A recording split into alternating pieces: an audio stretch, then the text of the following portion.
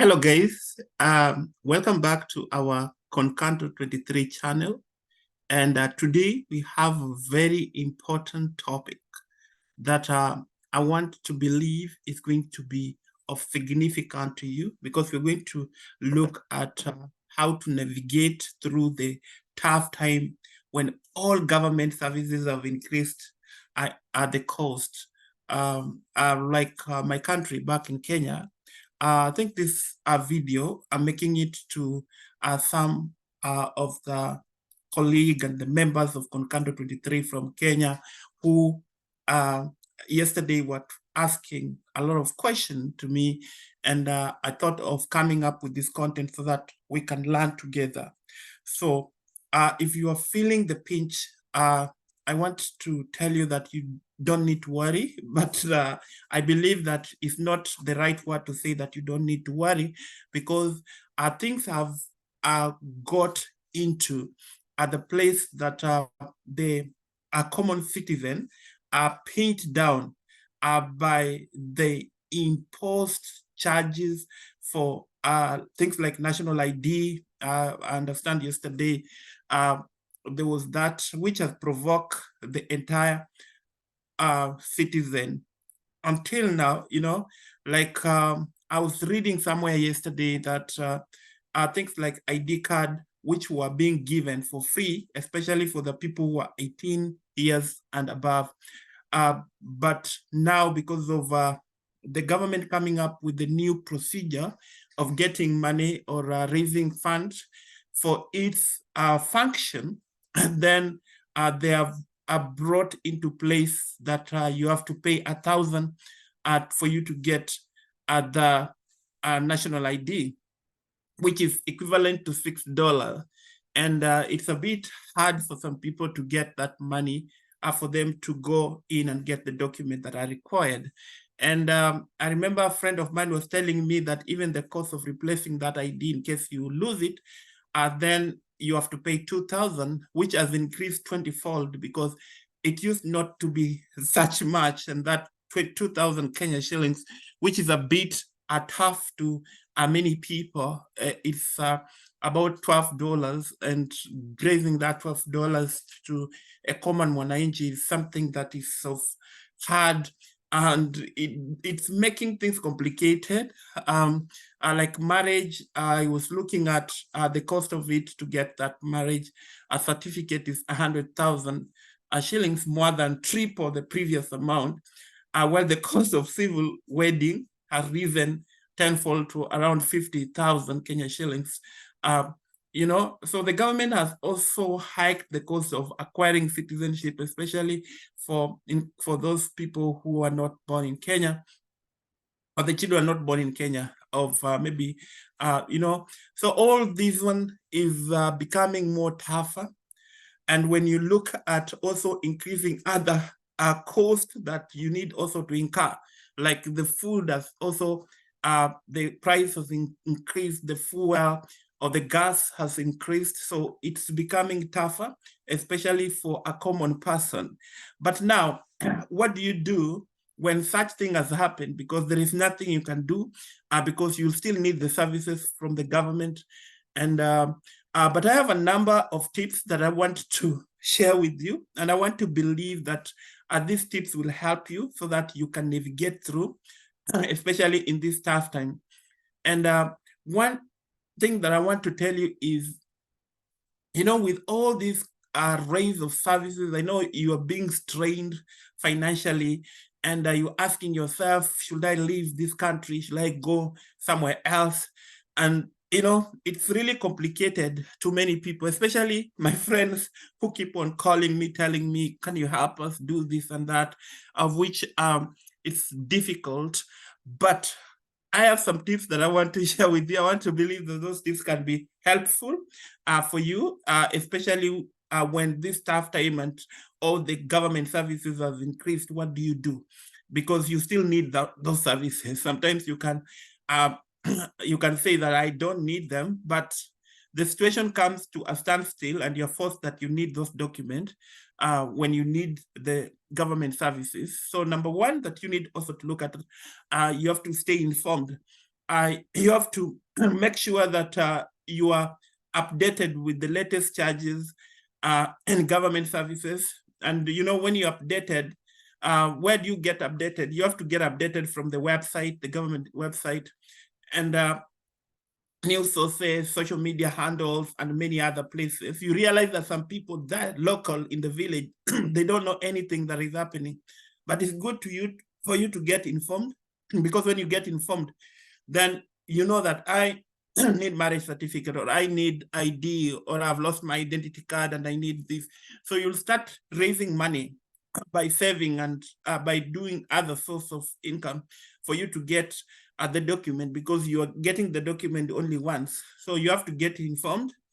Number two, you have to always budget and prioritize yourself, because budgeting and prioritizing are very crucial, because review your finances and create a realistic budget that account for the increased cost, prioritizing essential needs like housing, food, healthcare, education, and then you need to cut down on the non-essential expenses, so that some money that you have, you can start saving. If you need the passport, you start putting in for you to get the passport, because there's nothing you can do. The cost has increased, and there's nothing you can do to change it, because it's the government and they are the one offering those services. You have to seek alternative. Seeking alternative, there's some services that you might get from nonprofit organization. Maybe those, if you are in those areas, that there are those nonprofit organizations that can fund such items that you need from the government, especially if you're from remote areas or slum area. You look for any way that you can get the assistance. And another thing that you need to look at, you have to engage in cost-saving measures. When we talk about cost-saving measures, I mean that you have to look at some things that takes a lot of your money from home. Issue to do with electricity, water. You need to lower those utility bills, so that when you compare those prices, and you see that there is where you have been wasting a lot of money there, and then you can try to cut some costs there and look at how to save those utility, like light. You need to make sure that the light is switched off at the right time. You don't waste water, so that you don't pay much in those other utility bills, and you can be able to save, because it says that every penny saved counts when times are tough. When times are tough, those money that you've been saving can really be of important to you. You can also look at other ways of generating opportunities or generating income. You can explore additional sources of income for example, get a part-time job. I know sometimes, like in the country like Kenya, it's hard to get a part-time job, but you can look at like, if you are knowledgeable and you can write, you can look at the freelance gigs. You can start a small business just to supplement your finances. And I want to believe that this will help you to elevate the financial strain, which will enable you also to save some cash that will help you to get those services. Like, you need a passport, you need the ID, you need to marry, so that you don't say that I'm not going to do it, because the time comes when you need it. Like, for example, a friend of mine was telling me, I don't need marriage certificate. And then what happened after they got a green card? So they wanted the marriage certificate. So, in such circumstances, you have now again to pay more. Maybe by that time it will be much more than what you're paying now. So you have to look at that. Another good way is advocate for change, which is very hard for many people, because we are not all skillful in activism.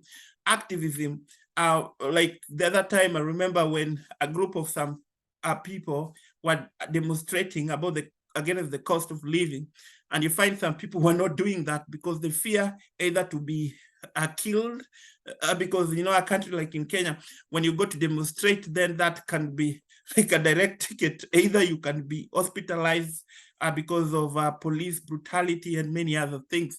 So you have to look at also advocating for change, which can also be good, because when you engage in peaceful protest, because I believe that the Constitution of Kenya, there is that act whereby you have a freedom of